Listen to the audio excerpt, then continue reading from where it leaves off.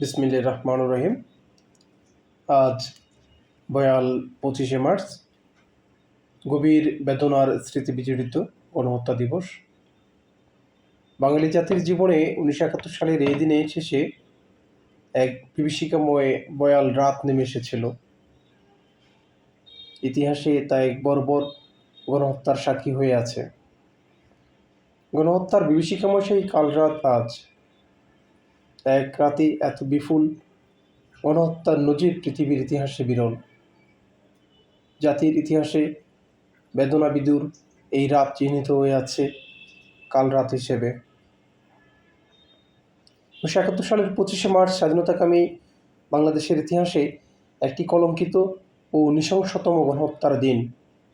এই কাল রাতে বর্বর পাকিস্তানি দখলদার হানাদার বাহিনী তাদের পূর্ব পরিকল্পিত অপারেশন সার্চলাইটের নামে নীল নকশা অনুযায়ী বাঙালি জাতির কণ্ঠ, বাঙালি জাতির মুক্তির সংগ্রামকে চিরতরে স্তব্ধ করে দেওয়ার ঘৃণ্য উদ্দেশ্যে রাজধানী ঢাকাসহ সারা বাংলাদেশের নিরস্ত্র স্বাধীনতাকামী বাঙালিদের উপর অত্যাধুনিক অস্ত্রে সজ্জিত হয়ে ঝাঁপিয়ে পড়ে ইতিহাসের অন্যতম নৃশংস গণহত্যা চালায়।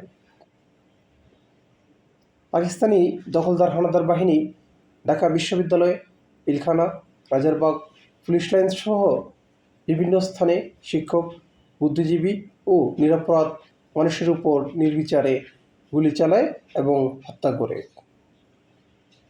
মার্কিন সাংবাদিক রবার্ট পেইন 25 মার্চ সম্পর্কে লিখেছেন, সেই রাতে 7,000 মানুষকে হত্যা করা হয় এবং প্রায় 3,000 মানুষকে গ্রেপ্তার করা হয়।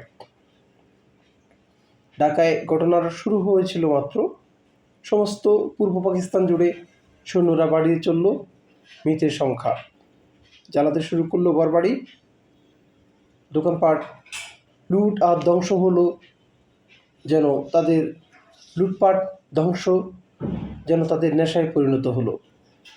রাস্তায় রাস্তায় পড়ে থাকা মৃতদেহগুলো কাকশিয়ালের খাবারে পরিণত হলো। সমস্ত বাংলাদেশ হয়ে উঠল শকুনতাড়িত শ্মশান ভূমি।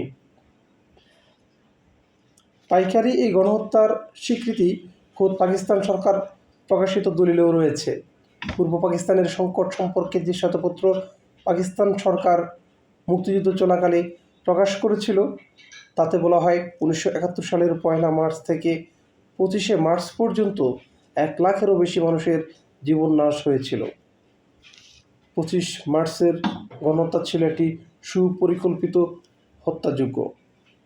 এই সুপরিকল্পিত হত্যাযজ্ঞ কেন প্রতিরোধ করা গেল না, এ ব্যাপারে তৎকালীন রাজনৈতিক নেতৃত্বের দৃশ্যমান ভূমিকা এখনও গবেষণার বিষয়।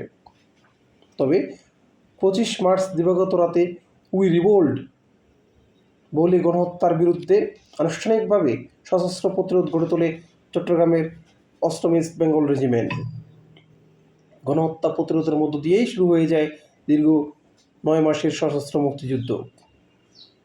দীর্ঘ 9 মাসের সশস্ত্র মুক্তিযুদ্ধের মাধ্যমে বীর বাঙালি জাতি পাকিস্তানি দখলদার হানাদার বাহিনী এবং তাদের এদেশীয় দোসর জামাতে ইসলাম, রাজাকার, আলবদর আল শামস সহ যাবতীয় ঘৃণ্য পশুদের পরাজিত করে বিজয় অর্জন করেছিল।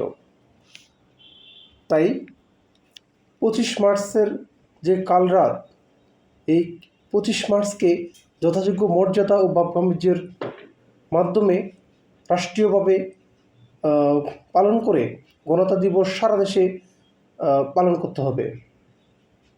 স্বাধীনতার মূল্য ও তাৎপর্য বর্তমান এবং ভবিষ্যৎ প্রজন্মের কাছে তুলে ধরতে হলে 25 মার্চের গণহত্যা সম্পর্কে ডিপলি জানতে হবে, জানা জরুরি। আমাদের তরুণ প্রজন্মকে ইতিহাসের এই নিষ্ঠুর বর্বরতা এবং অন্যদিকে জাতি হিসেবে আমাদের গৌরবগাথা ও বীরত্ব সম্পর্কে স্পষ্টভাবে জানতে হবে, অনুপ্রাণিত হতে হবে। তাই আসুন আমরা সবাই রাষ্ট্র ও সমাজে মহান মুক্তিযুদ্ধের চেতনা, সাম্য, মানবিক মর্যাদা, সামাজিক ন্যায় বিচার প্রতিষ্ঠা করে শহীদদের আত্মত্যাগের প্রতিদান দেওয়ার চেষ্টা করি। একটি ন্যায়ভিত্তিক, উন্নত, সমৃদ্ধ, স্বনির্ভর গণতান্ত্রিক বাংলাদেশ গড়ে তুলতে ঐক্যবদ্ধভাবে কাজ করে। মহান আল্লাহ রাব্বুল আলামিনের কাছে প্রার্থনা করছি, তিনি যেন সকল শহীদের বিদেহী আত্মাকে মাগফিরাত দান করেন। আমিন। ধন্যবাদ সবাইকে।